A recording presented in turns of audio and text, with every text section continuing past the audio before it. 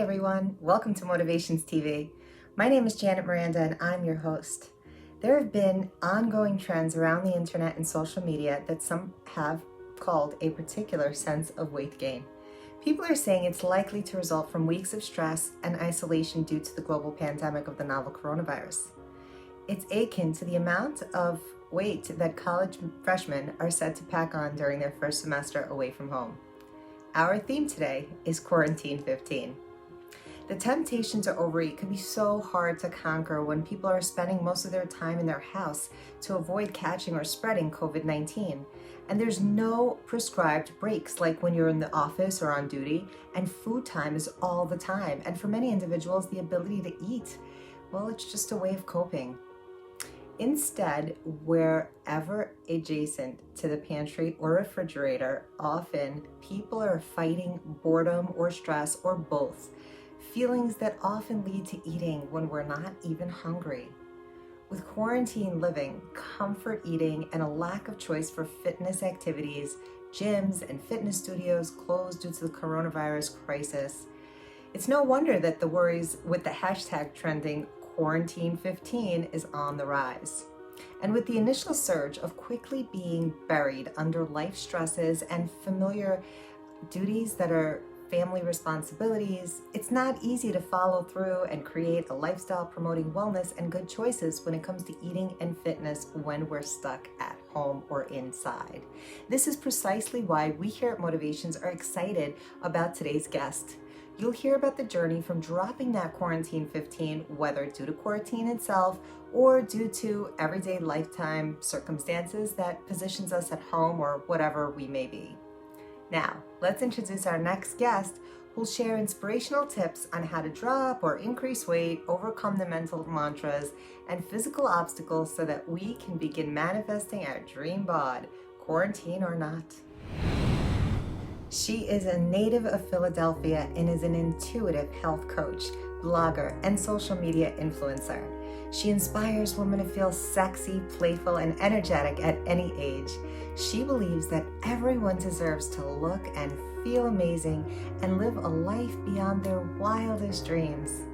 In addition to a bachelor's degree in management from Gettysburg College, she's earned 2 health coaching certifications. She first attended the Integrative Institute of Nutrition and later completed the Primal health coaching program. She's been featured on the popular health podcast Primal Blueprint and was featured as a success story on the well-known wellness website Mark's Daily Apple. Throughout her entire life, she's gravitated towards health and nutrition and really began to dive deeper into the subject in 2014.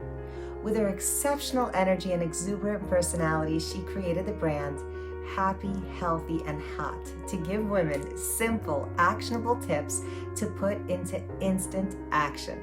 She shares everything from mindset tips to home workouts, simple recipes, and meal preparations.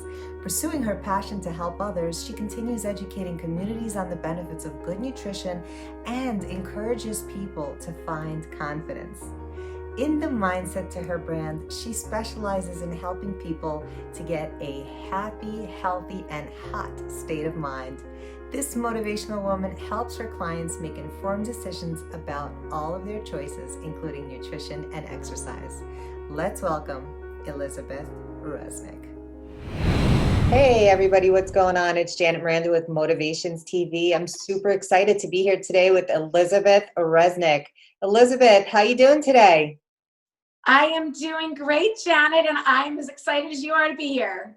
Thank you so much for joining us today, on this virtual interview. I know things are so different these days. We're trying to go over into the virtual world while we're here in our homes doing this TV show in accordance to what's happening with the world, and so relevant with what you do in your everyday life. So tell the world, what is it that you do, Elizabeth?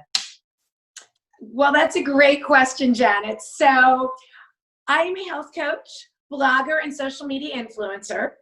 My brand is Happy, Healthy, and Hot. And, I say I'm the health coach for the woman who's ready to feel sexy, playful, and energetic at any age. So I really just like to make health and nutrition and wellness fun and playful and approachable, and really inspire women that it's never too late to get started and that they really deserve to feel amazing. I think especially what I was seeing and what really, I guess, maybe motivated me originally to get started with all of this is, and there were so many things, but that I saw these women as they're reaching their late 30s, 40s, and, just kind of saying, oh, things aren't going to be as good, just accepting things instead of trying to get better and feel better.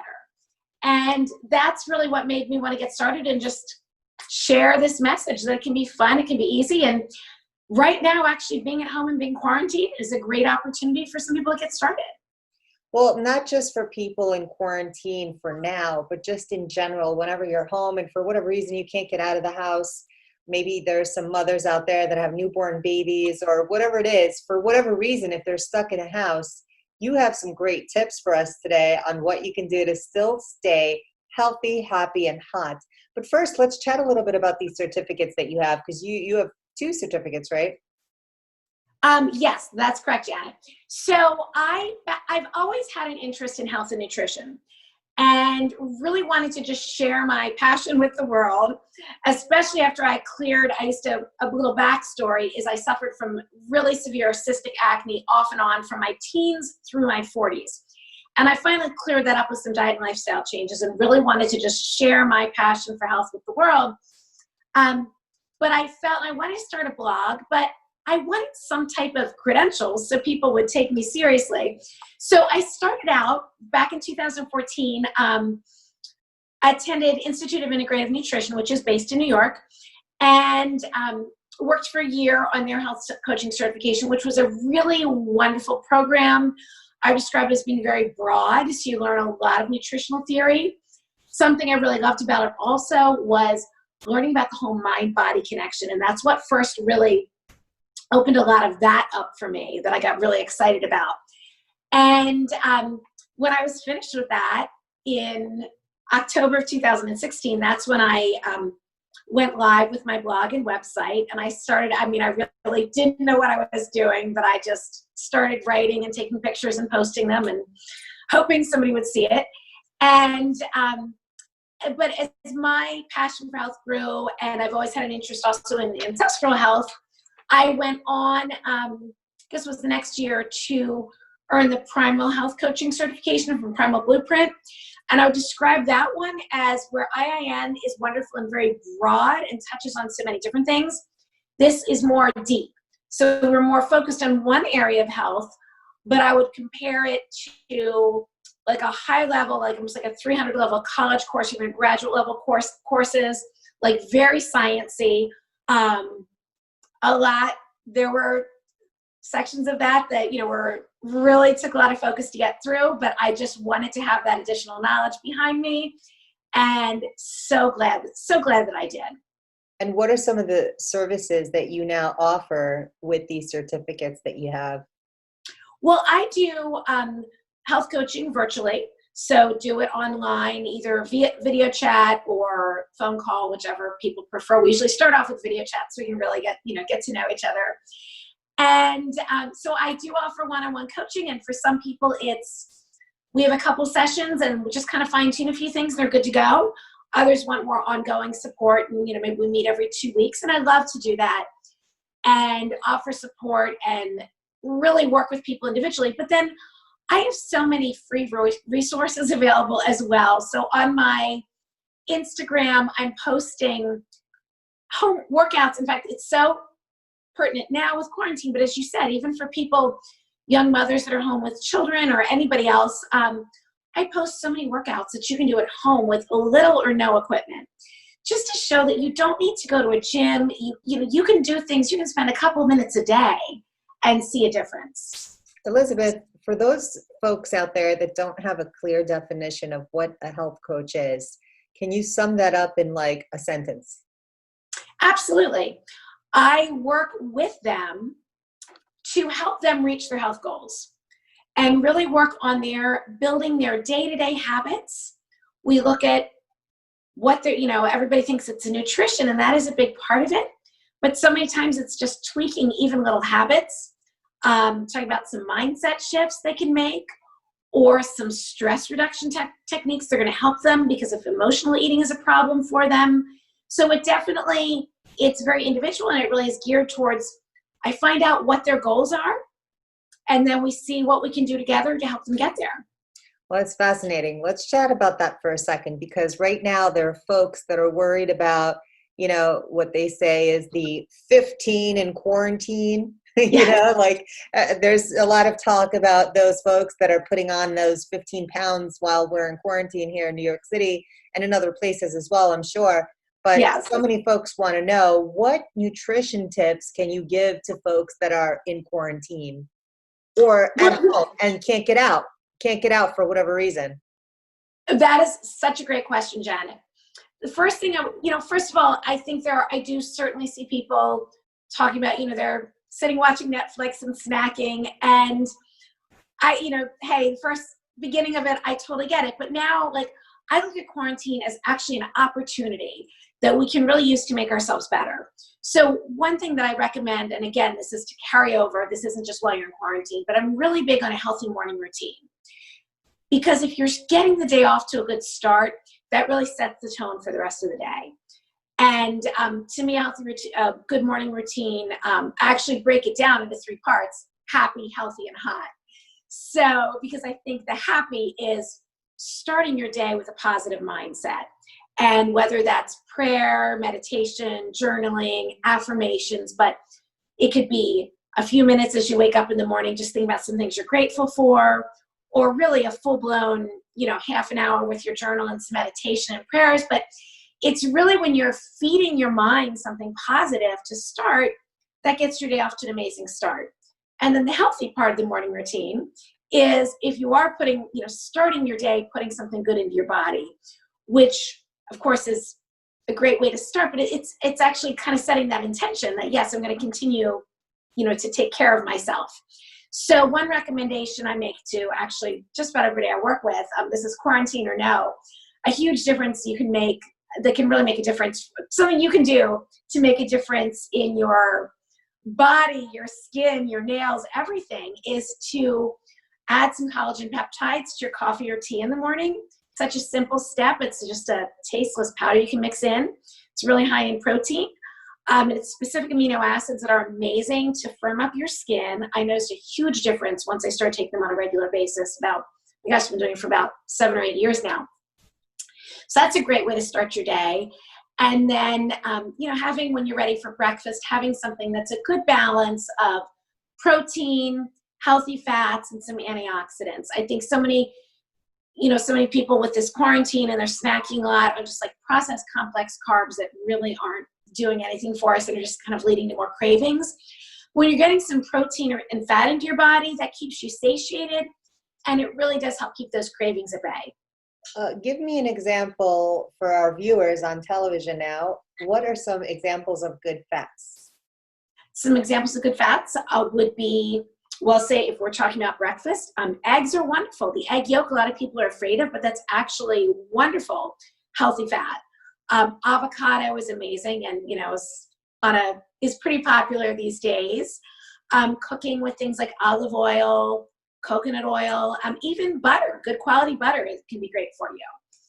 So as well as, the fats that are coming from your protein sources, like your, fish, meat, whatever you're eating for protein, chia seeds, it's all good. And let's break down what you mean by complex carbohydrates for those out there watching. Absolutely. Anything that is processed and anything that's coming in a bag, your cookies, your chips, most, your breads and buns and rolls, those are the things that, they're kind of hard to stop eating, and you have a little bit and you just want more and more and more. So I'm not saying don't ever eat those things, but I'm saying if you get in some of the good stuff first, you're not going to want as much of that, and it's going to help you with that quarantine 15.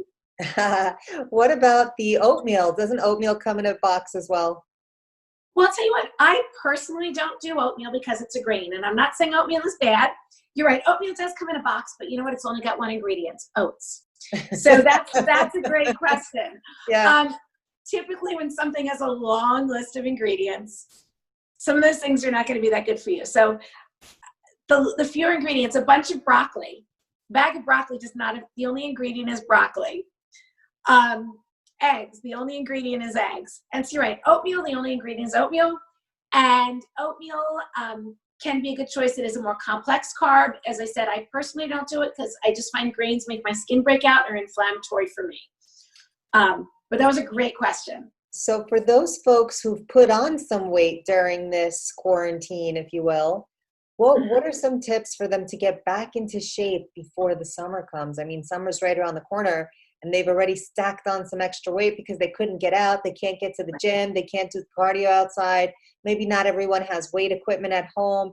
I got to tell you, I'm waiting for a bench for like almost 4.5 weeks to arrive. So, I mean, what are some tips that you have to help folks like that are in quarantine, that are in small space, or have to share a space with someone, maybe can't get their hands on all the food products that they need to get, that they would normally eat, like salads or fresh veggies, because they can't go out every day, and those kinds of things go bad very quickly. Mm-hmm. So what are your tips? That is a great question, and there's a lot we can cover there. So let's start with the movement and the fitness. You're right. A lot of people are so frustrated that they can't get to the gym. If you can get outside at all, I highly recommend walking. It is, especially when we're quarantined, it is good for so many things. Walking is a natural movement for our bodies that our bodies are designed to do. But it's also just such a great stress reliever. So if you can get outside, you're combining so many good things. You're getting the movement. It's a stress relief. If you're getting a little sun, you're getting some natural vitamin D, which is good for our immune system. So if you can possibly get out and walk in any way, that's one of the best things you can do. But if you're at home, if you're used to going to the gym and you've been going and now suddenly you're home for weeks on end, there are a lot of things you can do. And certainly I post so many of them on my Instagram page, these little home workouts. But just to give some ideas to somebody who's watching and you're hearing me for the first time, if you have access to some stairs, a flight of stairs in your house or in your apartment building, going up and down the stairs is amazing cardio and amazing toning. It is so good for your quads and your glutes, and you will work up a sweat. And if you just put on some good music and you go up and down the steps, or even I will sometimes just stand at the bottom of my steps and go up to, down to, and just kind of alternate. I have a bench at the foot of my bed that I can step on and off of that's a lot higher than a typical step. And I'll do steps on that. And that is an amazing workout. So you can really get creative at home. I mean, if you don't have a lot of people do have some weights at home or some resistance bands, but if you don't, you can literally, lift up a jug of water and do something with it. So body weight exercises are amazing. Just holding a plank, just getting in plank position as if you're going to do push-ups and just holding that position is so incredible. If people think it's just working your upper body, but that is amazing for your core. One of the best things you can do. So a plank is great. Holding planks is great. Old-fashioned sit-ups and push-ups are probably going a long way. Lunges and squats. Exactly. Yes. Lunges, squats. I mean, you don't need any weights to do squats. You can just do air squats. I tell people, do that while you brush your teeth. Do a little multitasking here. What's an air squat? Air squat is just doing a squat. Literally, you're just standing up with your feet about shoulder width apart, and just sit down. Just start to sit down as if you're sitting down into a chair, except you're just going to then get right back up. And you can do those. Put on some good music. You can do those. Knock some of those out pretty quickly, and that's again amazing for your quads and glutes. And you don't need to. You can do that in very limited space. And if you have kids, you can get them involved with this too also and let them burn off some steam. So it's not, what I'm hearing you say is that it's not a prescribed exercise. It's just getting some movement in, whatever kind of movement you like, whether it's dancing, jumping jacks, moving around, running up, down steps, whatever, just move. Yes, just move. And actually the jumping jacks you mentioned, that's fun. Also jump rope. If you have a jump rope, that is great for adults and kids to burn off some steam. And you're right, it's absolutely that move. And dancing is wonderful. Best thing ever. Sometimes when I don't know what to do, like I just want to burn off some steam, I will just put on the music and dance. That's amazing. Elizabeth, both you and I are very familiar with, the fact that working out is just a small percentage of staying fit. It's mostly the nutrition part, right? Yes, I do agree with that. With that being said, what recommendations do you have for those folks who want to drop 15 pounds that they've put on, or 10 or 5 or whatever? What are some recommendations that folks can start doing today, right away, to start on their journey to get themselves into their hot, happy, and healthy, fit body? Well, I'll tell you, the first, and as you said, not everybody is we can't go to the store every day necessarily. We can't always buy all the fresh veggies that we like. So you sometimes have to get creative, but I would say start with typically adding in more protein and healthy fats like we were talking about is going to keep you satiated so that you're not eating. Let's try to put away the snacks that are in bags with multiple ingredients, the cookies, the chips, all of that stuff, and focus on the protein, some fat, and the fresh produce when we can get it. So I know when I go to my grocery store, I can't always get everything I want. And I'm just learning to be really adaptable and work with what I have. Like I love to, I couldn't get some of the things that I wanted for lunch, but I had some tuna and some sardines, and I was relying on those for my protein for a while. I've been eating a lot of eggs because so far I've always been able to get a hold of eggs. They haven't been in too much of a shortage for me. But, I find personally, when I make sure that I'm getting the protein and the fats, and then adding in the produce for antioxidants, whatever I can get a hold of, it might be something might be more likely to be something frozen. Maybe even something frozen, yeah. Right?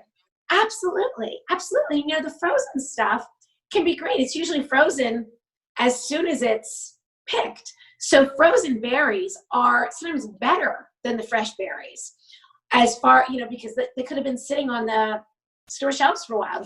Frozen berries are an amazing source of antioxidants. You can throw them into a smoothie in the morning.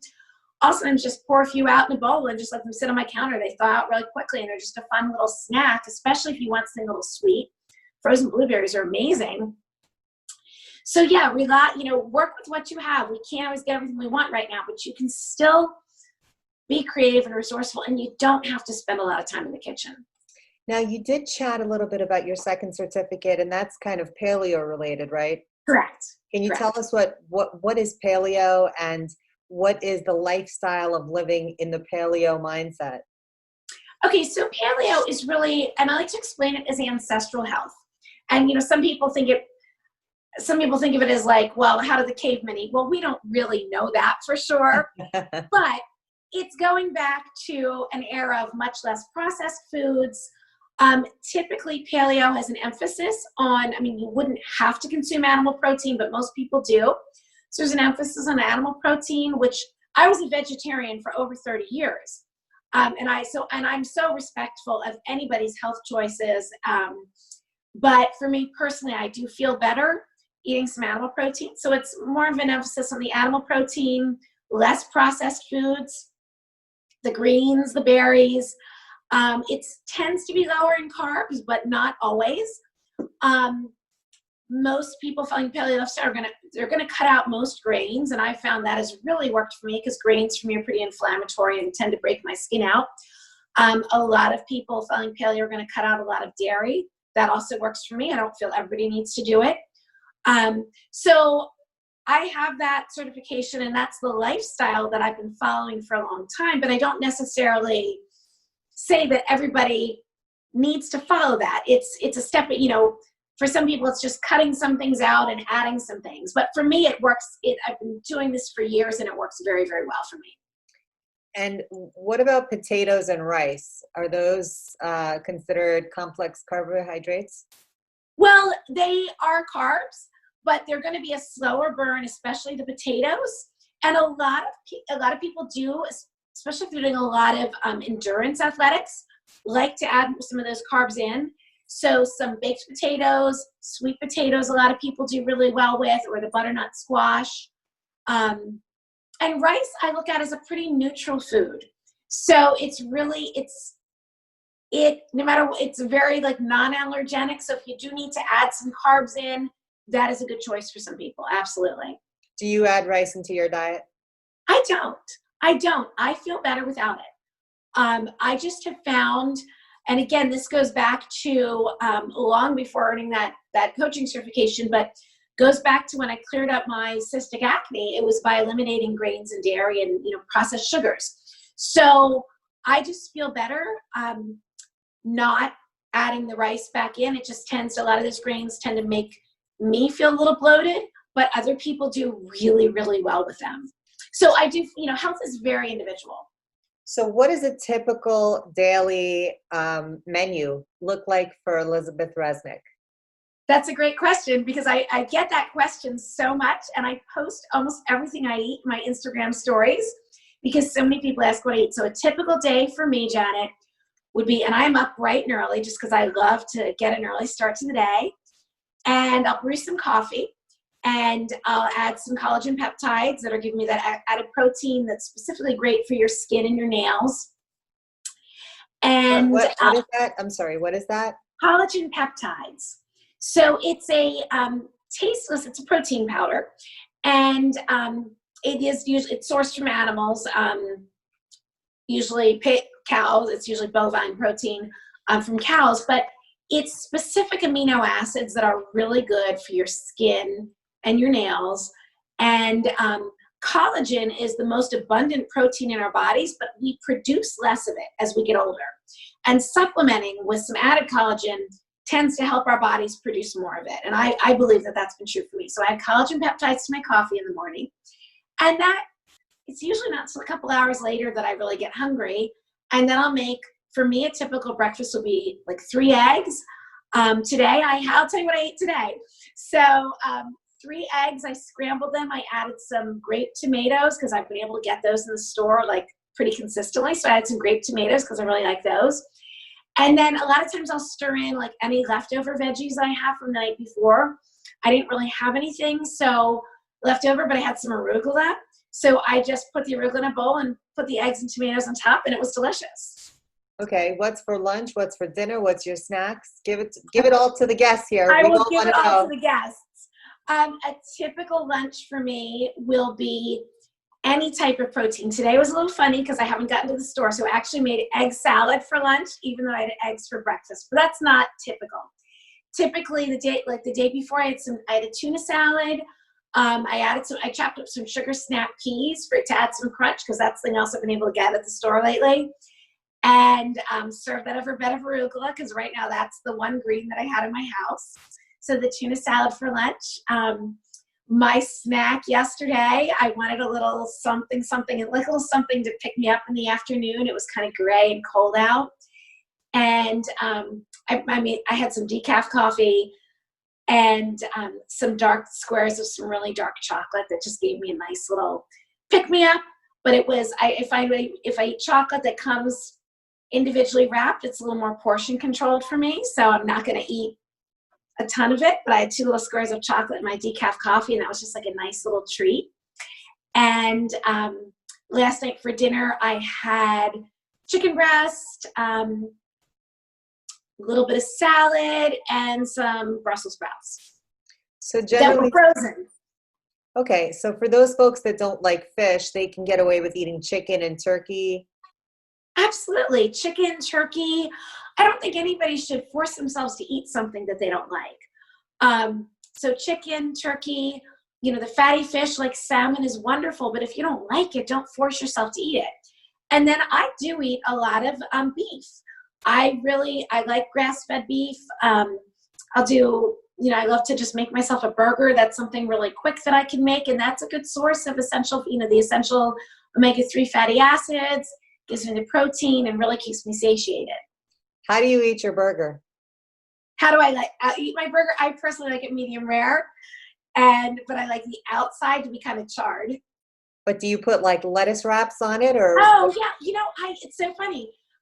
Because I was a vegetarian for so long, and then just kind of transitioned to this. I never really ate burgers with buns. So I usually just eat it with a fork on a plate.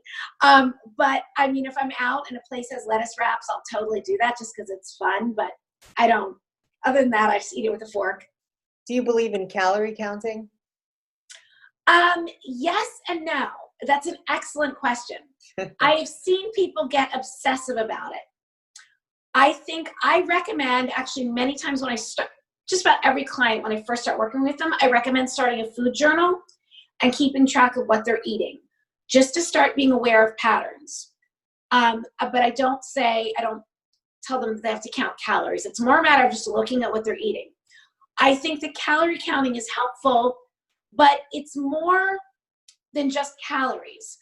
So if you're just counting those calories and you're saying, well, I had, my 1,500 calories for the day or whatever you think you should be having, but that was comprised of a lot of junk, your body, it's like, what are those calories made up of? So when you're feeding your body nutrient-dense food, and you become satisfied with what you're eating.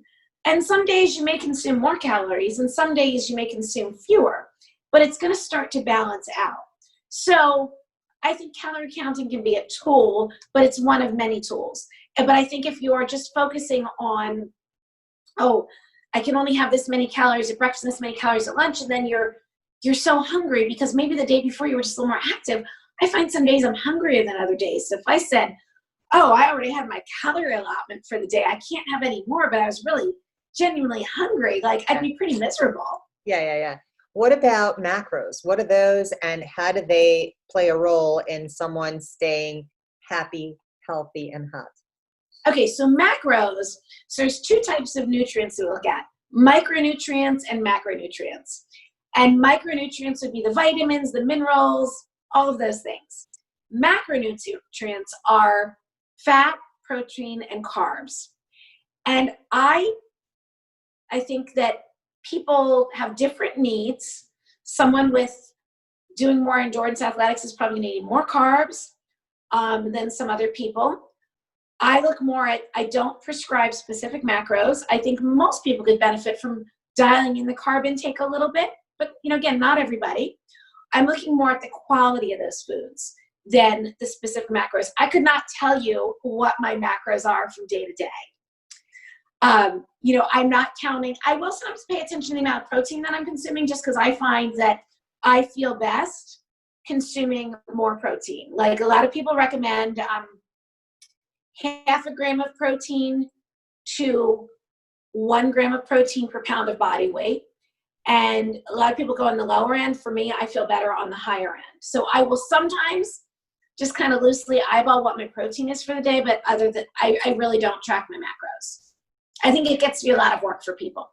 And what about weighing your protein, weighing your food for the meal prep? Are you into that? And what are your thoughts about putting that into practice? Okay, I think that in the beginning, it can be helpful for people to weigh or measure their food. Like, for example, a typical serving of protein for a lot of people is 4 to 6 ounces. It can be helpful in the beginning to get an idea of what reasonable portion sizes are. And it's a tool. I don't think that it's necessary for everybody, but if it can help you get an idea of what your plate could look, I don't like to ever really use the word should, but what a healthy plate can look like. But I also think that it can start to feel restrictive for some people. It can get hard for some people. So I think it's great if you can just learn to eyeball things and learn, maybe measure in the beginning. But I know, for example, last night when I was eating dinner, I was really hungry. And I had more chicken. I was like, I need more of this. I just was not satisfied. But I'm not going to beat myself up that was more than a typical portion. It was just what my body needed.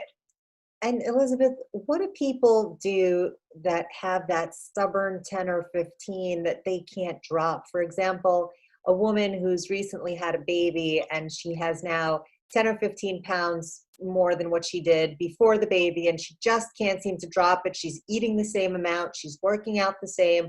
Or a woman who has reached, maybe a little bit older in age that, is hitting closer to menopause, and all of a sudden, with the change in her body, she's finding that she's gaining weight.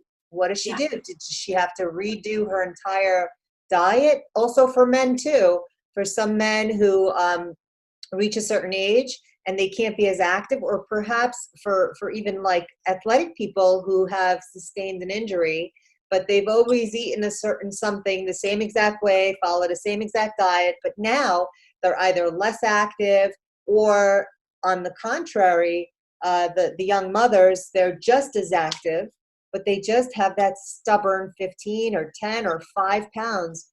How do they approach this strategically to make the drop happen? That is such a great question. And we've talked about a lot of different people here. So the young mother who I've been there, done that. The woman getting a little older, I get that. The athlete. So they're all different situations, but sometimes The you have to injured mix. athlete. Right. The injured athlete. So let's start with the injured athlete. So the injured athlete may just have to cut back. They just may have to say, hey, what are my actual nutritional, now that I'm not working out hours a day, now that I'm not running all of these miles every single day, they may need to really look at their food intake. And again, I would recommend starting with that food journal and just pay attention to what they are eating. And they might say, wow, and again, I would recommend probably first starting by reining in some of the carbs that they've been consuming. They just might not need all of that, but they just might need to just cut back their portion sizes in general because they're just not burning off as much. Let's talk about the young mother. So yes, she is very active. She's chasing after these kids. She's pushing the stroller. She's maybe trying to get to the gym or maybe can't do that right now. Sometimes you need to mix it. And then she's also not sleeping, which makes things harder too, because that's throwing your hormones out of whack. And we know what that's like. So a lot of times I think with the workouts, it's not a matter of doing more, but sometimes mixing things up. So I would say mistake that I see a lot of women making and men too is what I would call chronic cardio. So they're thinking that I just need to keep doing more to burn more off. And they're running or walking on the treadmill. They're kind of doing the same things over and over, but they feel like they're not getting anywhere. And I've had so many women say this to me. In those cases, I would say, don't worry so much about that cardio. Make your cardio fun. Take the dog out for a walk. Take the baby out for a walk. And get the focus off of that chronic cardio, because some of that almost becomes inflammatory to our bodies. It's almost too much. And mix things up. Maybe try to do the weights, or if you're at home right now with no weights, some of the body weight movements. And focus more on the strength and less on worrying about burning all this stuff off. Because a lot of times that's actually getting them burned out.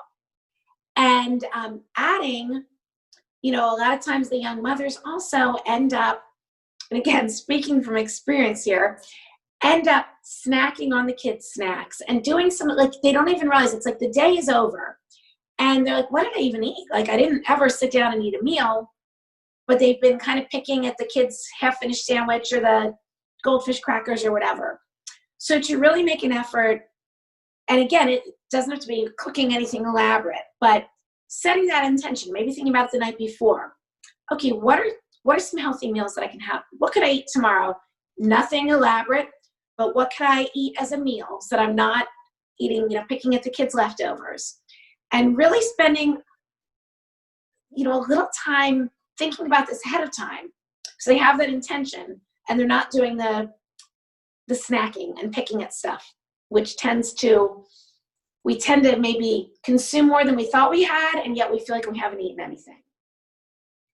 And, especially planning for a satisfying dinner in the evening at the end of the day. And I find that, and again, focusing on the protein and the fat and then filling in with maybe the less starchy veggies, a lot of times people find the weight coming off pretty quickly, and it's not really they feel like they're eating more food because they're eating actual meals. That's really interesting, Elizabeth. Thank you so much for that information. I'm sure a lot of people will really benefit from that.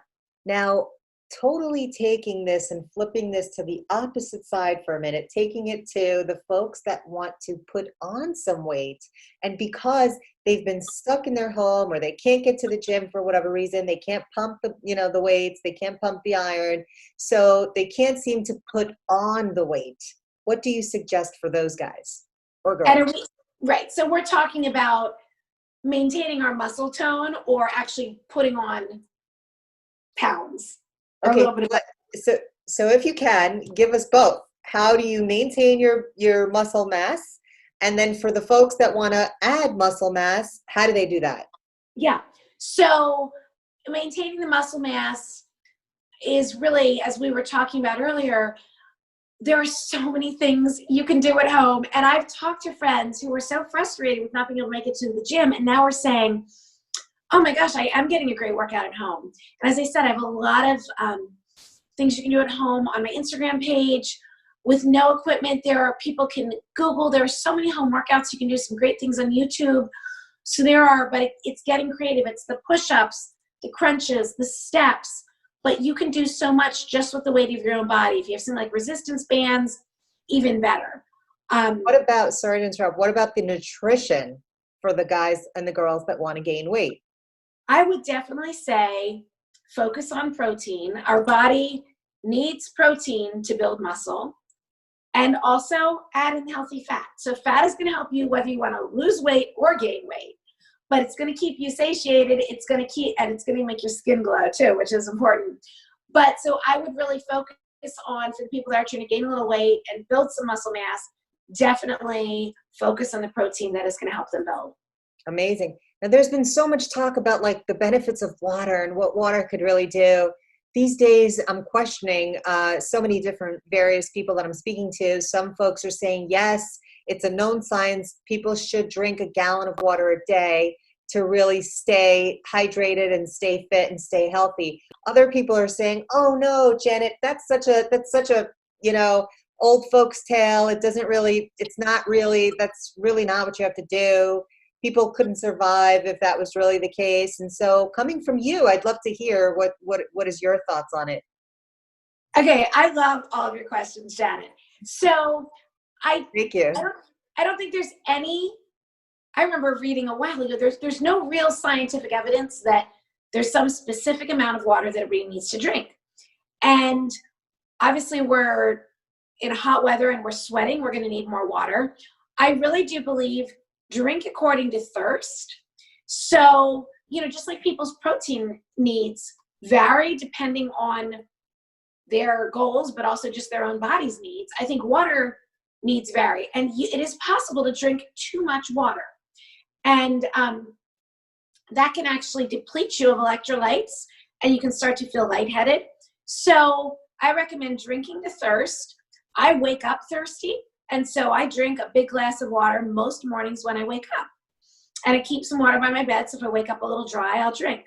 But in general, it's going to be healthier to kind of sit throughout the day to stay hydrated than be shut. We don't need to drink a gallon of water a day unless you're out sweating and running in 90-degree heat, then, maybe you do. So I really think it's drink according to thirst.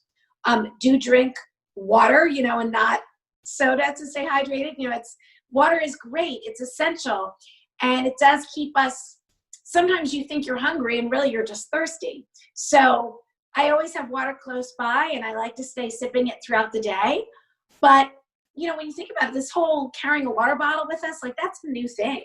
Like people didn't always do that. Water was not always so available all the time. I think it's great. I think it's important to stay hydrated. But I don't think that there's a hard and fast rule for how much water people need to drink. Amazing. And what about your thoughts on alcohol? Folks say that when you're trying to get fit, alcohol is like the big no-no. So, you're at a party, you're trying to get fit, whether you're trying to gain weight, lose weight, you're working out, whatever it is, and there's some alcohol at the party. Do you have some? Do you not have some? What is the rule of thumb for Elizabeth Resnick? Elizabeth Resnick has some. So Elizabeth Resnick's at a party. She's going to have some of those. She'll have fun whether she has a drink or not. So I personally drink socially. I'll have a glass of wine with a friend. I'll have a drink at a party. I'm always thinking about, this isn't, you can apply this to drinking, but you can apply it to life. How do I want to feel the next day? How do I want to feel every day? So for me, if I drink too much, I'm not going to feel great the next day. And I want to wake up feeling amazing. So for any drink that I have, I'm definitely going to have a non-alcoholic drink after that. I just love, a lot of times I just love like a club soda with lime or something like that. It feels festive to me. And it feels festive, squeeze in a little wedge of lime. It tastes great. And it's also keeping me hydrated. because alcohol can be a little dehydrating. And I would also encourage anybody having a drink, it's really the sugary mixers that can really kind of mess with you. So really, I would try to watch that. A drier wine, like my go-to is usually like a vodka and soda or something like that. That's just not going to have all the sugars that are going to probably mess with me even more. Well, I'm glad you brought up sugar, Elizabeth, because that was my next question for you. I know you said you had some dark chocolate. Was that like a cocoa count of 98 or, what was the cocoa count of that? Okay, almost. And you don't need to go crazy high. So I personally like some of the really high count chocolates, like the 90 or 92%. That's a taste that I've acquired over, like, I've just always liked dark chocolate. I don't think you need to go that high. And from what I've read, anything over 70% does have some benefits as far as some antioxidants. I just love chocolate. To me, it's decadent. It just feels like a treat to me. And I like the taste of those higher count chocolates, but you don't have to have that. But to me, that's enough to have my treat, and they're actually very low in sugar. And, I feel good and go on with my day. Well, I'm glad we're talking about sugar, because I want to talk about like the bad sugar versus the healthy sugar. And is there a healthy sugar? And what your point of view is about fruits and vegetables versus having, an ice cream or a cake or a pudding or something like that. So I wanted to get your thoughts on that. Absolutely. Well, first, let's do the fruits and vegetables before the pudding or cake. And I mean, fruit can be a great treat. And I was talking about berries. They're just kind of my go-to. Again, they're pretty, they're festive, they're really flavorful, and they don't have a lot of sugar in them, and you can get a lot of fiber along with that. But even a really sweet fruit like a mango or banana is, you're getting sugar, but you're getting those, you're getting more than that. You're getting fiber, you're getting other nutrients. So that's always going to be a great choice instead of some other desserts. But again, I think you can have some fun. I'm not against having treats as long as you can keep it under control. And sometimes having that treat, and that you've got, it's okay if that's making you happy and you feel good and it's not a trigger. Some people have a little bit of sugar and they want more and more and more. And if that's the case, maybe it's better to just abstain completely. Other people are more moderators. They can say, hey, I had my scoop of ice cream. That was amazing. And I'm done. Well, what is your definition of keeping it in control? Well, I think if you can have a portion of something, like if you can have that dessert and not want more and more and more of it, then you're welcome to have it. There's also some people, there are sometimes a small healthier or a big portion. Oh, or a big, well, yeah. But you can do some healthier versions of treats that are maybe lower in carbs. And I do have some recipes that I share sometimes. But I think a problem that I see with some people is, they think this keto brownie or whatever is like, oh, it's good for me, so I can eat, 10 of them. No, it's still a treat. But, so again, you can adapt some of these recipes, but at the end of the day, you do have to kind of look at what is, how much you're eating. And again, that's where the food journal or something like that can come in for some people. And what about the sugar that's in the shakes? And what's your opinion about taking the protein shakes altogether? I think they can be a great option for people if they look for something with some pretty clean ingredients. For some people, it's a way, for the busy mom, for example, that might be a way for her to get some protein in the morning. So if she's not having time to make the eggs and throw in the veggies and all of that, the protein shake, and throw in some frozen berries and maybe a handful of spinach, which you're not even going to taste, but it's a way to get some greens and antioxidants in. There's a little tip. A protein shake can be a good bet for some people. Now, some of the protein shakes, they do have a lot of sugar. They have a lot of carbohydrates. So yeah. Are you saying that you should still watch the labels, or it doesn't matter which one you take? I would definitely read the labels. I'd look for one typically with fewer ingredients. There are a lot of different protein sources. Whey works really well for some people. Some vegans really like the pea protein. there's soy, there's some of them have protein from eggs. So it's really a matter of, there's a lot of different quality protein sources. It's kind of a matter of finding one that works for you, but I would definitely look for one that's lower in sugar, possibly sweetened with stevia or monk fruit. So it's not going to have any sugar, and that's going to make it a lot lower in carbs. Did you say monk fruit? Monk fruit is a non-caloric sweetener that is really tastes. It's, some people find stevia to have some stevias have a little bit of an aftertaste, and the monk fruit sweeteners really don't seem to have any aftertaste. So that is a sweetener that's used now in some protein shakes.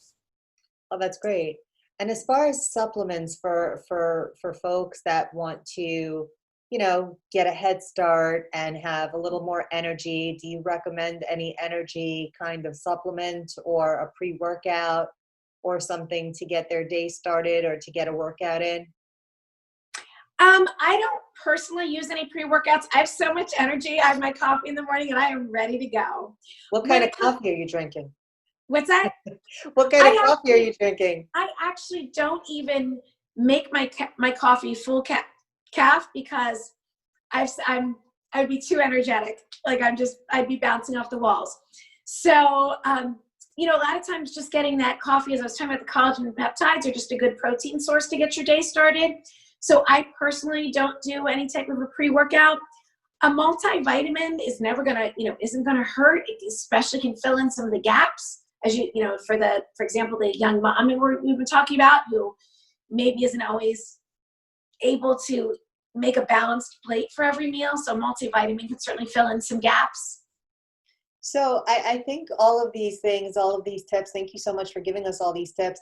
This all leads to a happier lifestyle overall, because once people feel good in their body and their skin, they live happier.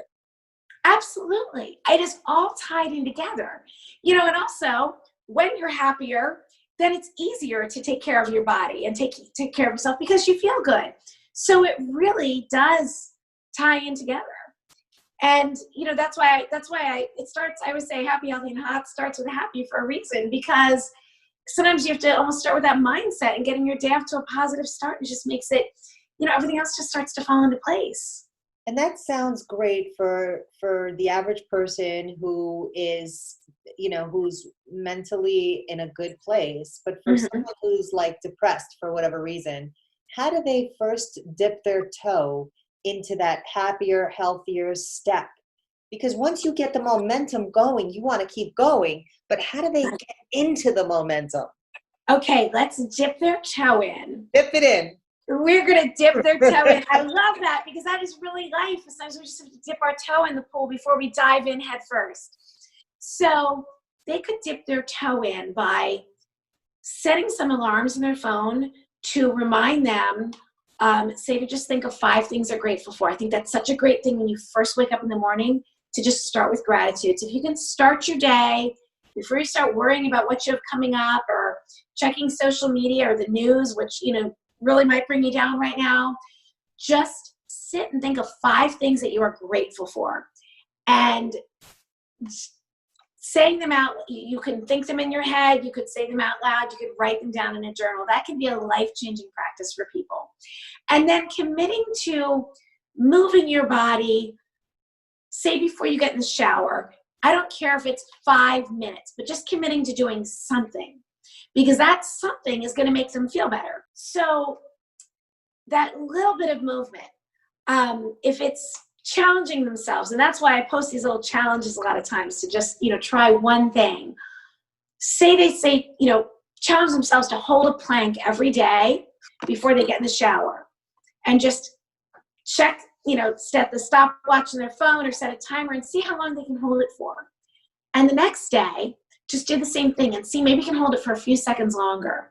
And by the end of the week, you are already stronger. So it might be for that person who is struggling, let's take some baby steps. Let's just dip our toe in. If I told them to do a 45-minute workout every day, they're probably not going to do it. Right. But they can spend a minute or two doing a plank. Maybe it's 30 seconds the first day and 36 seconds the next day, but by the end of the week, they're stronger. And then the next week, they're going to do that plank, and maybe we're going to add in a few crunches or those air squats we were talking about. Mhm. And they're starting to feel better. And then they're carrying themselves a little differently. And then they decide they're going to go out for a walk after dinner tonight. And it's those little steps that just keep building. It's the little things that continue to add up, that continue to add to the momentum of getting well and getting themselves into a good, healthy state of mind. Now, for some folks that are experiencing depression, those folks can't even get up out of bed and get dressed and put on makeup. Or Right. for men, they can't even get up and take a shower. Right. How do they get out of their funk with getting themselves into a happier state of mind? Well, again, then I would really start with the mindset. So again, gratitude, I think, is a wonderful place to start. Or affirmations, some type of spiritual practice if they can implement that. But we need to Feed the mind. And then feed the mind, start here. And then I would just start with those little challenges, just committing to doing something every day. Just one little thing, devote a minute to your fitness, and then just build on that. It really is this. We can all build, and again, that works just as well, say for that young, busy mother who cannot get to the gym and she's frustrated, but she can do a few body weight things in the morning, maybe before she grabs that super quick shower while the baby's napping.